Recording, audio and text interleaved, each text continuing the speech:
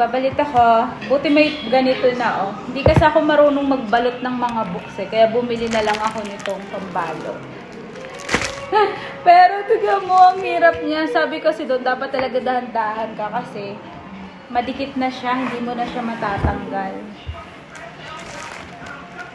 Pasukan na ni Ellie sa 31. So, bukas, since may mga gamit na siya sa school, kasi pag nag-enroll ka doon, may mga gamit na.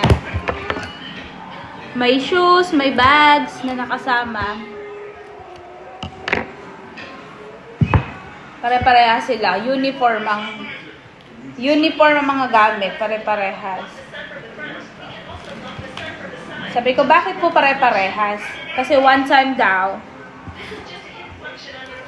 may mga student na nag-aaway-away kasi gusto ganito yung bag niya. No? Pag nakita daw ng isang student na yung bag nitong isang classmate niya is gano, halimbawa Hello Kitty, gusto Hello Kitty rin yung bag. Kaya ginawan daw nila ng, oh my. Sabi ko, hindi dapat dandahan. Hindi ako marunong. Pero okay na yan, carry na yan. So, ang ginawa daw nila, pare-parehas na lang. Bag, shoes, medyas.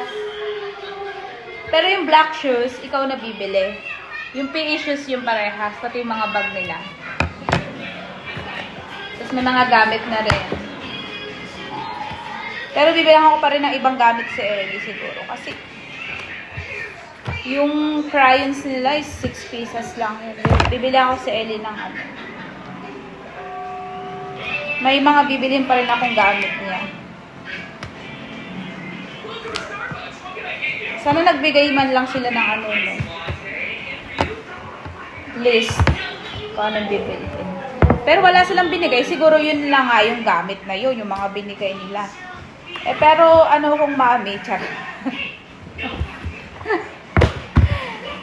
Ang ganda ng pang cover. See, ang galing nang nakaisip nito. Less hassle. Kasi hindi talaga ako marunong mag-cover, promise. Pag nag-cover ako ng books ni Ellie, ay, hindi pantay-pantay. Ay, nako. Wala akong talent dyan. Pag linisin mo na ako, pag anuhin mo na ako. Pero sa mga ganito, ay, wala talaga akong talent. Si mamang ko, yun. Yung kahit ngayon pagtahi ng ano ng sa uniform niya, yung pouch. Hirap na hirap akong magtahi. Yan.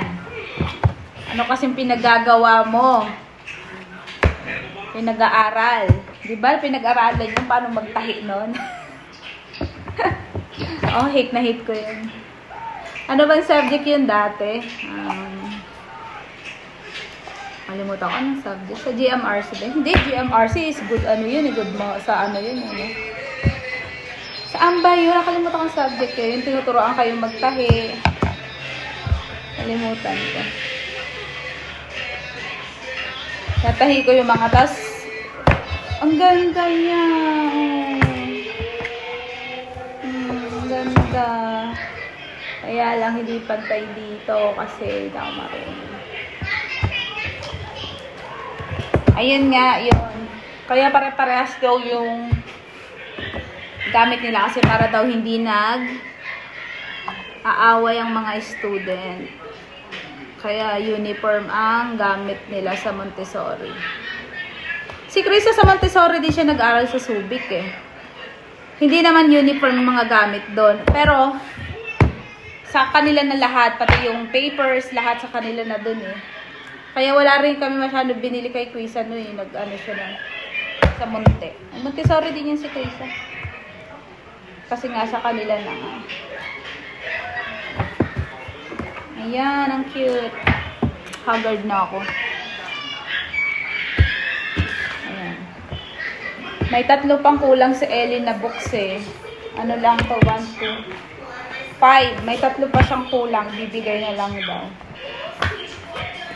Dito sila magda-drawing. Ang cute, ang galing. Hindi ko pa rin nalalabhan yung uniform na Ellie. God, sana umaraw na bukas. Ayoko kasi maglaba nang hindi umaaraw kasi Pag hindi siya maaraw, iba yung amoy ng damit eh. Kaya bala ko nga sana magpa-laundry na lang ako. Para ano. Washing din naman yun. Pero kasi pag sa laundry, yung tuyo na agad yung damit mo. Yung automatic din naman yung washing namin. Pero kailangan mo pang isampay. Sa laundry kasi, tuyo na pag ano. Ayan.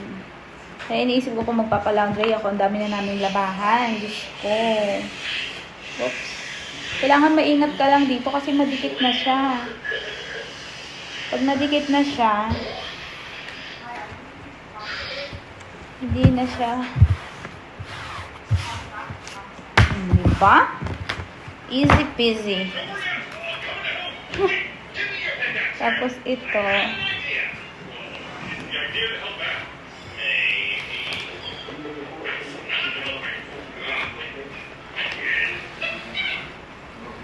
Ano ba to? Hey, bobo.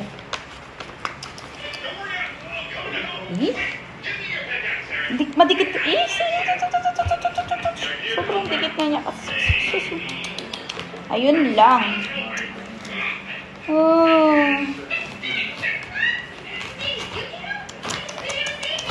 Sobrang dikit niya kaya kailangan magaling ka magdikit eh.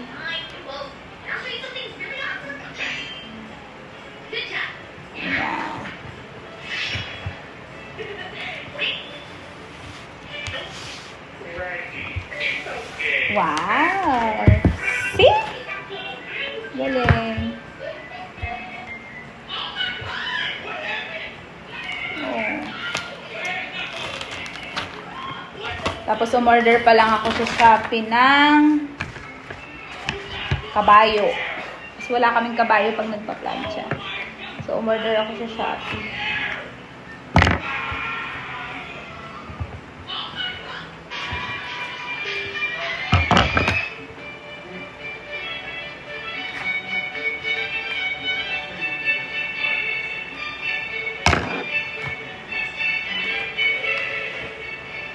Yung Marimar. Yung buhay pa kasi yung mama ko. Siya ang nagaganito sa mga gamit ni Teresa. Kaya nakakamiss may nanay. Kasi yung buhay pa siya. Siya kasi nagpalaki kay Teresa. Ako nagtatrabaho lang ako. Siya nagpalaki kay Teresa. Ako lang tiga-suporta sa kanila.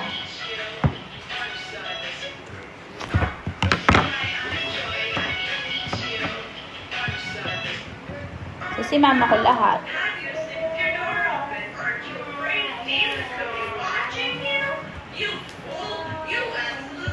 Kaya nakakamiss may nanay, guys. Kasi pag may nanay, hindi mo iisipin ko sila. I miss mama. I miss you, mom. I know yung masaya ka na kung nasaan ka man.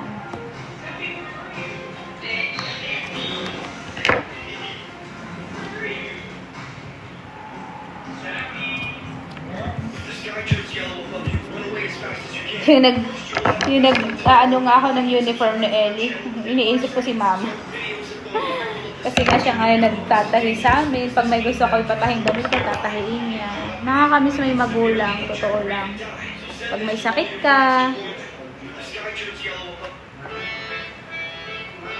Ay, yung may sakit naman ako, hindi naman ako pabebe. Ano ko. Ewan ko, masyado kasi ako independent kasi diba? Sanay ako mag-isa. Kaya pag may sakit ako noon, ako lang.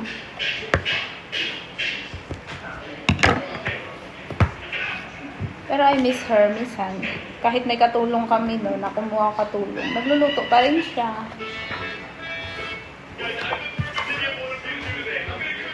Hands-on pa rin siya sa amin.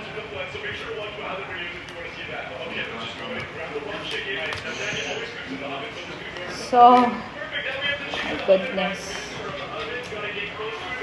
Ay, nako. Galing.